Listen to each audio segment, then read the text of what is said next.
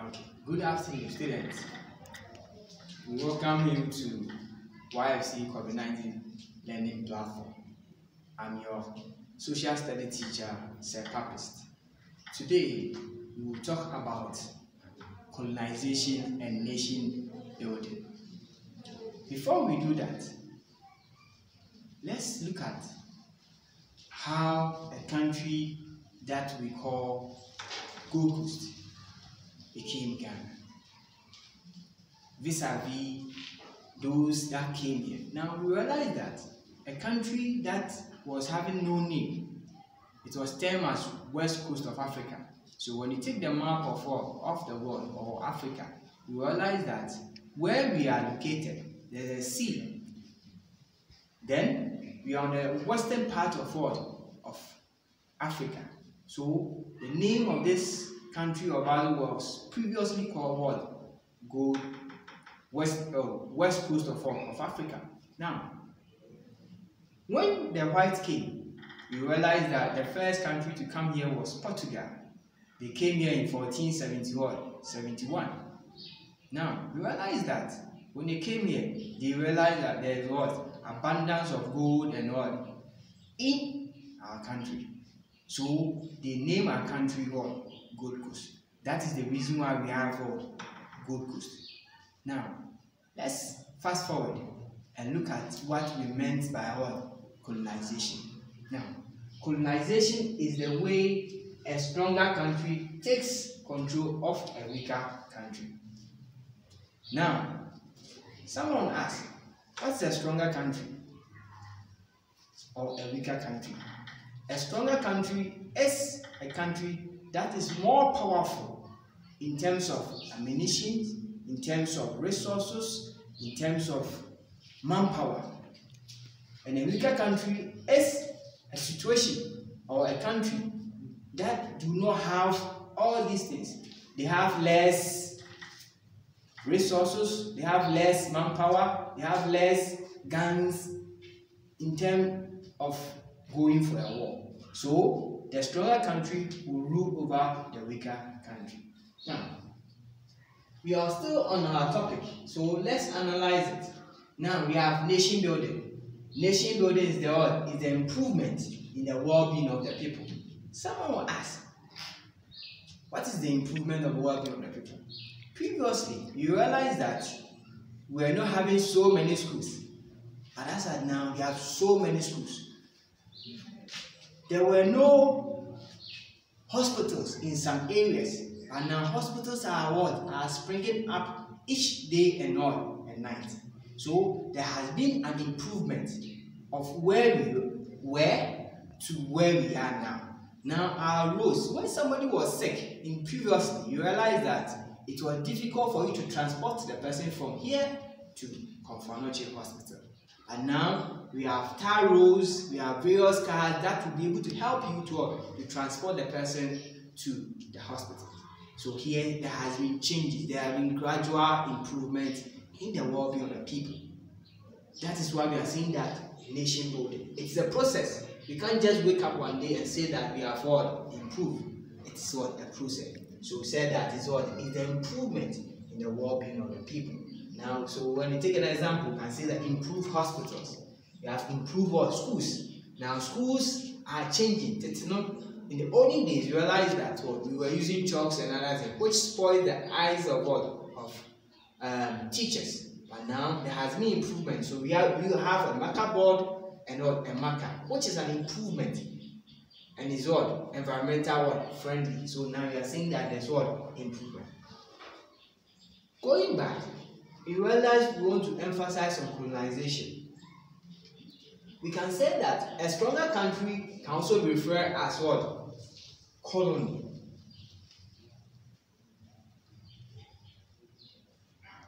We can also say that colonial rule or masters is the same as the stronger country, whereas colony is also the same as the weaker country.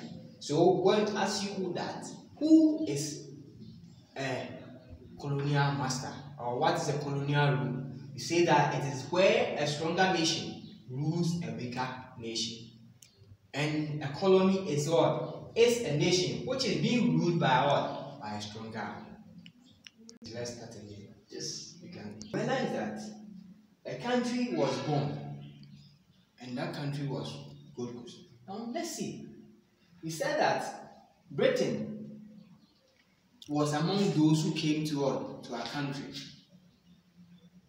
The first country to be here was what? Was Portugal in 1471. Let's see the reasons why Britain came here. One of the reasons why they came here was what? Was to trade. Now, you realize that we were having abundance of gold in our country. So, these people needed them. They needed those gold to sell. So, they were using a system which we call it what? Barter trade. When we say barter trade, it is what? A system whereby there is no what? Use of money, but exchange of goods for goods. So, in a scenario like this, I may have a phone which may interest someone else, where I also need a marker from someone. We will just go. If he agrees, I'll give my phone to him, then I'll take his marker. That is what you call barter trade. So that was the system that they were using. We were having those materials here that they needed. So they came here so that we can trade with them. Two, said the raw materials. Ghana, or in previously called Gold Coast, were having a lot of raw materials in our country, which we are being touted, or we are being called a raw material producing country. We only produce raw material without adding on value to it. So our raw materials were one of the things that the people of Britain wanted. So they came here so that they can get raw materials to feed their industries abroad, because they were having the industries, which we also call the manufacturing industry, in their hometowns, where they do not have the raw materials to feed them. So they were here to take some of our raw materials so that they can use in their country. So they came here in search of raw materials to feed their industries abroad. To spread Christianity, some of them came here. A typical example is Reverend Thomas Thompson. Reverend Thomas Thompson was here in our country. This man was what? Was a missionary. And he was here to spread the gospel. And as a result of Reverend Thomas Thompson, we also got what? Reverend Philip Kweku. Reverend Philip Kweku also traveled with Reverend Thomas Thompson when he was bitten by a mosquito. So he had a malaria. He had to return to England in 1872. So when he was going, he went with who? Reverend Philip Kweku. Then Reverend Philip Kweku became the first Anglican priest in Sahara Africa. So as he was spreading the gospel, preaching the word of God each day and night, Reverend Philip Kweku also came back to continue to spread the Christianity, to tell the good news to the people of Gold Coast, especially the Fantis. We also look at the fourth point, which is colonization. They were here to rule us. It got to a time that they wanted to rule us. So when you read history, it says that by the year 1901, the entire country was colonized by Britain. The entire country was colonized by Britain. And you will get there for you to know how they ruled or how they were able to rule, or how they were able to colonize the people of Gold Coast. They also wanted to expand their markets. They have a lot of products. They don't have market to sell them. So they needed to come to Africa or Ghana or what you call Gold Coast in the olden days, so that they can They can sell some of their produce to us. Formal education. They introduced formal education because we couldn't write and read. So they introduced formal education. And when you talk about formal education, we have only one person that we can talk about when you talk about formal education. And that person is Reverend Philip Kweku. He started what we call castle schools. History made us believe that in 1875, this man that we are talking about started castle schools. And they were only learning three things. We have music, English, and what you call arithmetic and what maths. Now we call it what maths. These were the things that they were learning, and history made us believe that Nana Prempeh, when he was arrested and he was returned to Ashanti Kingdom, sent some people to go and learn how to read and write and music. So this man started formal education, so that we can able to communicate with them. We can able to write and read. So these are some of the things that Britain came here to do, or the reasons why they came to our dear nation. Not wasting my time, we also look at the ways that they used to colonize us. We said colonization is what? Taking total control of the administration of what? Of a country by another country. Or it's a process whereby a weaker country is being ruled by a stronger country. Now, how did Britain colonize us? One, the first thing that they did was what we call agreement.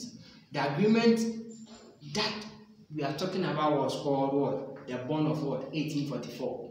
This agreement was done in 28 February 1984. The agreement that we are talking about is that they had what you called